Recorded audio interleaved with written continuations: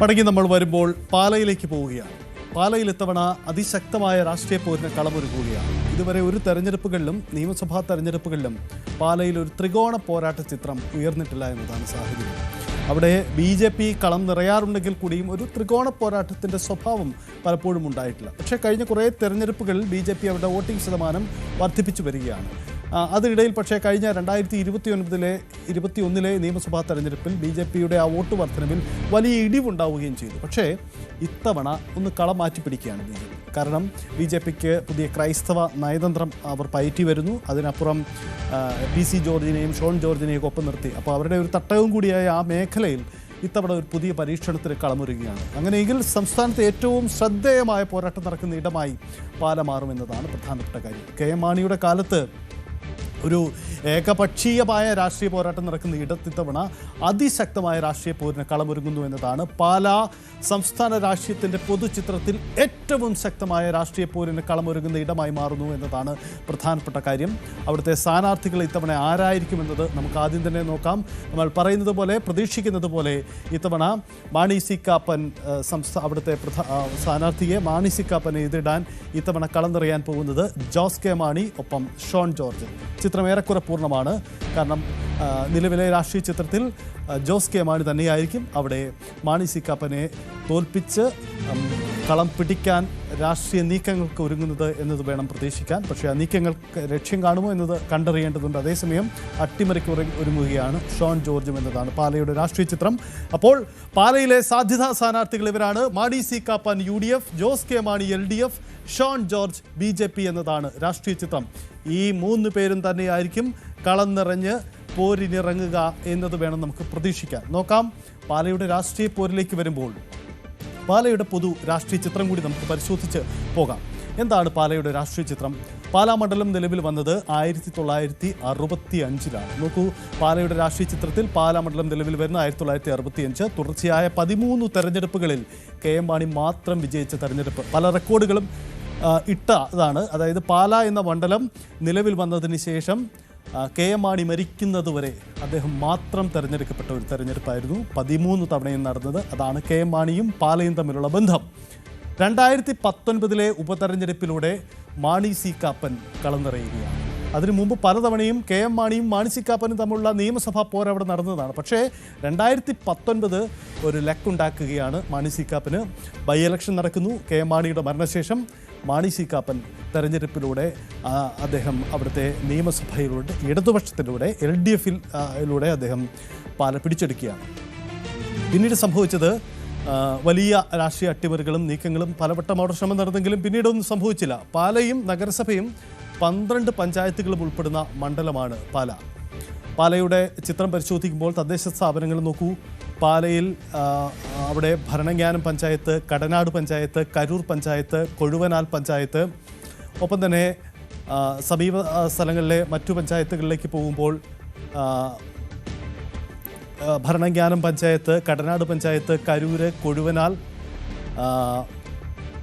മീനച്ചിൽ പഞ്ചായത്ത്, മേലുകാവു പഞ്ചായത്ത്, മൂന്നിലവു പഞ്ചായത്ത്, മുത്തോലി, രാമപുരം, തലനാട്, തലപ്പുലം, എലിക്കുളം, അങ്ങനെ നീളുന്നു അവിടുത്തെ പഞ്ചായത്തുകളുടെ എണ്ണം. ഈ തദ്ദേശ സ്ഥാപനം പാല നഗരസഭയ്ക്ക് പുറമെയുള്ള 12 പഞ്ചായത്തുകൾ കൂടി ഉൾപ്പെടുന്നതാണ് പാല. അതായത് വലിയ ഒരു തദ്ദേശ സ്ഥാപനങ്ങളുടെ മേഖലയാണ് പാല. അതുകൊണ്ട് ഇത്തവണത്തെ രാഷ്ട്രീയ പോര് നിർണായകമാണ്. എന്താണ് ഇത്തവണത്തെ രാഷ്ട്രീയ പോരിൻ്റെ പ്രത്യേകത, അത് ഉണ്ടാക്കുന്ന രാഷ്ട്രീയ സാഹചര്യം എന്ത് എന്നതുകൂടി നമുക്ക് വളരെ പ്രധാനപ്പെട്ട കാര്യമാണ്. നമുക്ക് എന്താണെന്ന് നോക്കാം.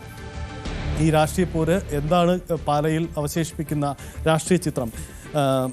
ജി ശ്രീജിത്ത് നമുക്കൊപ്പമുണ്ട്. ശ്രീജിത്ത്, പാല സാധാരണ രീതിയിൽ നമ്മൾ തെരഞ്ഞെടുപ്പുകളുടെ കണക്കെടുത്ത് നോക്കുമ്പോൾ KM മാണിയും മത്സരിച്ചിരുന്ന കാലത്ത് പാലയിൽ ഒരു ഏകപക്ഷീയ രാഷ്ട്രീയ പോരായിരുന്നു. പിന്നീട് അങ്ങോട്ട് അദ്ദേഹത്തിൻ്റെ മരണശേഷം രാഷ്ട്രീയ പോരിന് ശ്രദ്ധേയമായ ഇടമായി മാറുന്നു. പക്ഷേ ഇത്തവണ ഒരു ത്രികോണ പോരിലേക്ക് ചിത്രം മാറുന്നത് ഷോൺ ജോർജിൻ്റെ കടന്നുവരവ് പ്രതീക്ഷിക്കണോ? അത് ഉറപ്പാണോ? എന്താണ് ആ മണ്ഡലത്തിൻ്റെ രാഷ്ട്രീയ ചിത്രം ഇപ്പോൾ?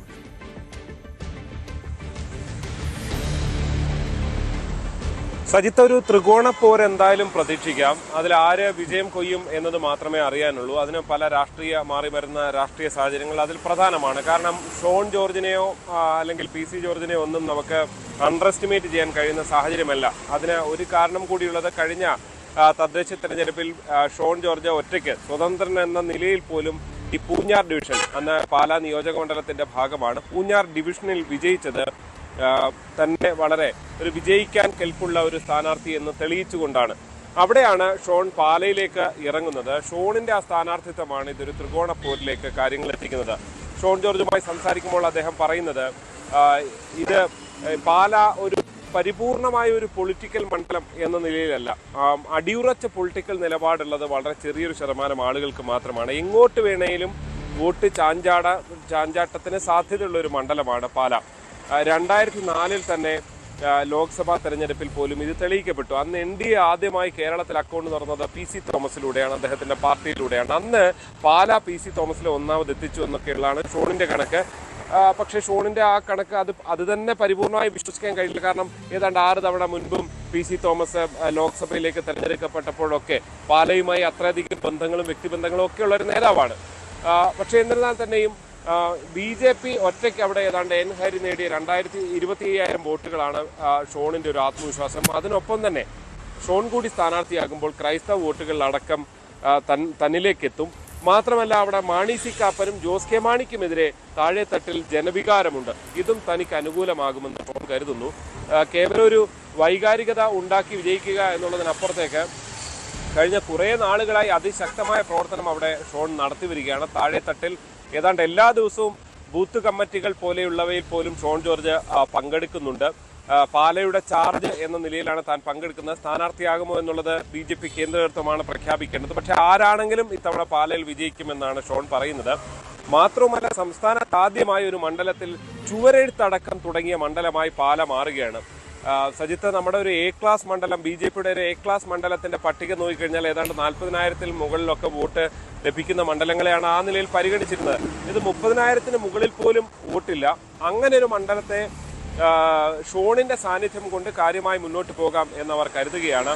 ഇത്തവണ തലനാട് പുതുതായി രൂപീകരിക്കപ്പെട്ട ഡിവിഷനിലടക്കം BJPയും ജയിച്ച സ്ഥാനാർത്ഥിയും തമ്മിൽ ഏതാണ്ട് 1,500 വോട്ടിന്റെയോളം മാത്രം വ്യത്യാസമാണ് ഉള്ളത് എന്നതും ഷോണിന് ഒരു ആത്മവിശ്വാസത്തിന് കാരണമാകുന്നു. അതായത് അവിടെ അതിശക്തമായ പ്രവർത്തനം നടത്തിയാൽ വിജയിക്കാം എന്ന ആത്മവിശ്വാസം തന്നെയാണ് ഷോൺ പ്രകടിപ്പിക്കുന്നത്. ഇനി ഷോൺ എന്തു പറഞ്ഞാലും ഒരു കാര്യം നമുക്ക് നിസ്സംശയം പറയാം, അതൊരു ത്രികോണ പോരാട്ടത്തിലേക്ക് കാര്യങ്ങൾ പോകും. അത് ആരെ ബാധിക്കും എന്നുള്ളതാണ് നമുക്ക് കാത്തിരുന്ന് തന്നെ കാണേണ്ടത്.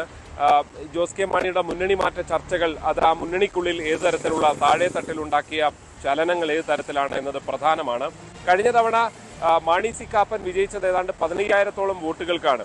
അതായത് അതിന് തൊട്ട് മുൻപുള്ള തെരഞ്ഞെടുപ്പിൽ BJPക്ക് ഉണ്ടായിരുന്ന 25,000 വോട്ടിൽ നിന്ന് കഴിഞ്ഞ തവണ കേവലം 10,000 വോട്ടിലേക്ക് ആ പാർട്ടി താണു എന്നുള്ളതും, ഈ വോട്ടെല്ലാം കാപ്പന് പോയി എന്നല്ല, പക്ഷെ എന്നിരുന്നാൽ തന്നെ കാപ്പന് അത്തരത്തിലും വോട്ടുകൾ കിട്ടാനുള്ള സാധ്യതയുണ്ട്. ഒരു കാപ്പൻ അനുകൂല തരംഗം കഴിഞ്ഞ തവണ ഉണ്ടായിരുന്നു. അതുകൊണ്ടാണ് സംസ്ഥാനത്തൊട്ടാകെ BJP വിജയിച്ചപ്പോഴും ഈ കാപ്പൻ അനുകൂല തരംഗവും ഒപ്പം തന്നെ ജോസ് കെ മാണി വിരുദ്ധ തരംഗവും അവിടെ ഉണ്ടായിരുന്നു. അതാണ് നേട്ടമായത്. ഇത്തവണ എന്തായാലും ഇതുവരെ നമ്മൾ കാണാത്ത നിലയിൽ നമ്മൾ പലപ്പോഴും തിരുവനന്തപുരം പോലുള്ള പലയിടത്തെ മണ്ഡലങ്ങളിലെ സാധ്യതകളൊക്കെയാണ് കണക്ക് കൂട്ടുന്നതെങ്കിൽ മധ്യ കേരളത്തിൽ BJPയുടെ സാന്നിധ്യം കൊണ്ടും ഷോണിന്റെ സ്ഥാനാർത്ഥിത്വം കൊണ്ടും ശ്രദ്ധേയമാകുന്ന ഒരു മണ്ഡലമായി പാല ഇതിനകം മാറുകയാണ്. സജിത്ത്. യെസ്, ശ്രീജിത്ത്, എന്തായാലും ശ്രീജിത്ത് സൂചിപ്പിച്ചതാണ് സാഹചര്യം. എന്തായാലും പാലയുടെ രാഷ്ട്രീയ ചിത്രം ത്രികോണ പോരാട്ടമാണ് എല്ലാ അർത്ഥത്തിലും. കൂടുതൽ വാർത്തകൾക്ക് News 18 Keralam YouTube channel subscribe ചെയ്യുക.